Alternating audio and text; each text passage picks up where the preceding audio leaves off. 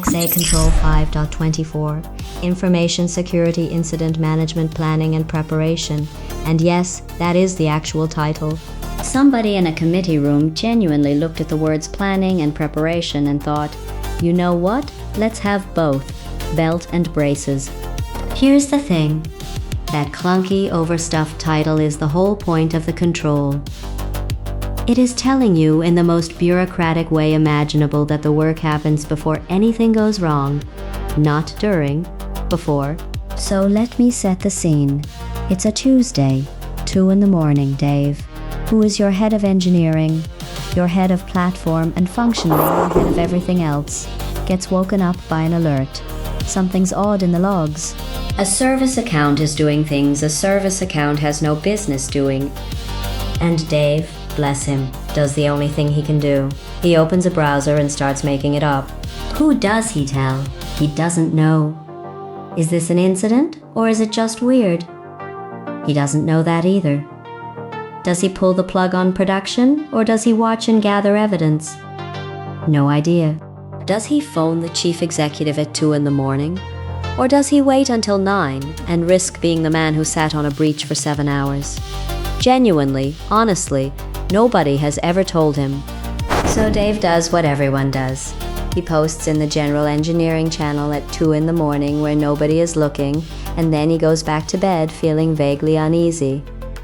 That is the failure this control exists to prevent, not the breach, the improvisation.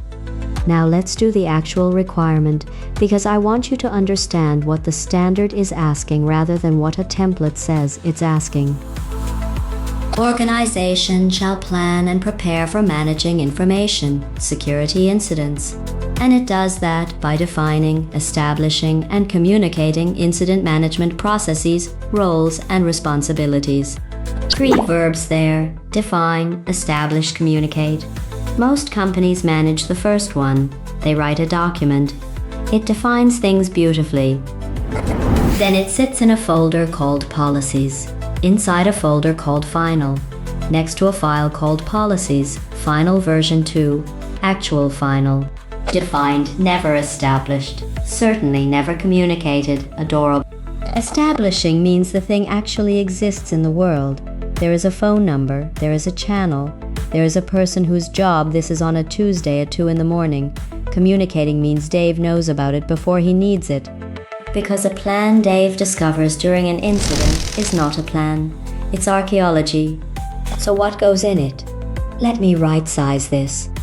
Because I'm not about to send a 12-person software company off to build a security operations center.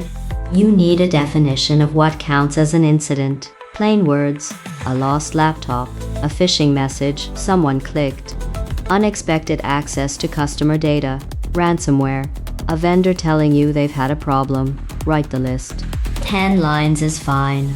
You need a way for people to report one. And it needs to be embarrassingly easy, 1 channel, 1 email address, and a rule that says nobody gets in trouble for raising something that turns out to be nothing. If reporting an incident feels risky, people will quietly decide it wasn't an incident.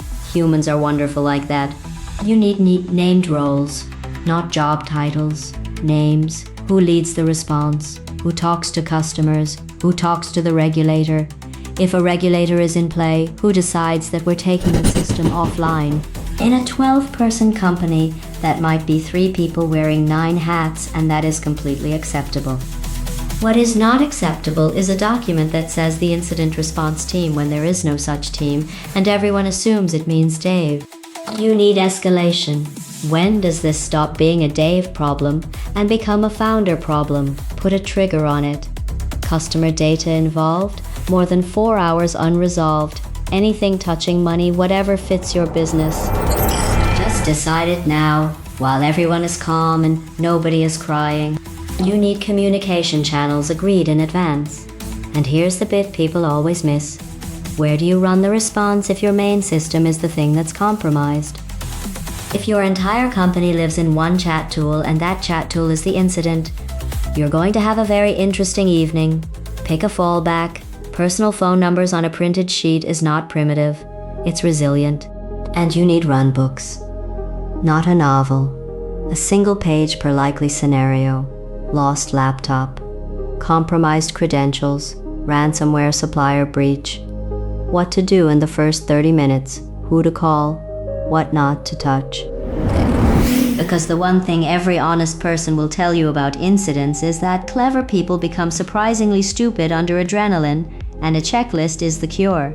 Let me give you the failure modes, since these are the ones that actually bite. Failure 1. The plan names a role that no longer exists. Your incident lead left in March. The document still has her mobile number. Nobody has looked at this file in 14 months. Review it when people leave. That's it. That's the fix. Failure 2. Nobody has ever tested it. You have a beautiful plan, and not one person in the company has walked through it out loud. 40 minutes. Order some sandwiches. Say the words a customer just emailed to say our data is on a forum, and see what happens next. What you learn in those 40 minutes will be more useful than the document ever was. Failure 3, and this is my favorite. The plan assumes the incident happens during working hours, on a weekday when everyone is sober and available. Incidents have a documented preference for Friday evenings and bank holidays. If your plan has no out-of-hours path, it is a daytime plan for a 24-hour problem. Now where this sits.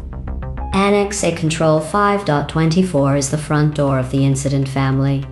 It sets up Annex A Control 5.25, Assessment and Decision on Information Security Events, which is how you decide whether the weird thing is actually an incident. Annex A Control 5.26, Response to Information Security Incidents, which is the doing.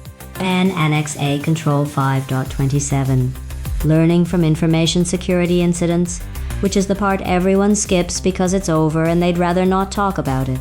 Annex A Control 5.28 covers collection of evidence, and it matters more than you think, because the instinct to wipe and rebuild destroys the thing your lawyer wanted.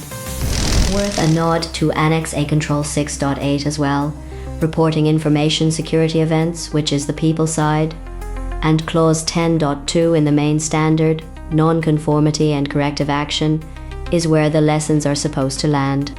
Is Annex A Control 5.24 new in 2022? No, this has been in the standard in one shape or another for years. But what 2022 did was reorganize the incident family so that planning sits clearly at the front, which is a rare case of a standards committee doing something genuinely helpful. So here's the dare tonight. Open a blank page, write 4 names, 4 phone numbers, 1 reporting channel, 1 fallback channel, and 1 line that says what counts as an incident. 15 minutes, then send it to Dave, because right now Dave is your incident response plan, and he doesn't know it.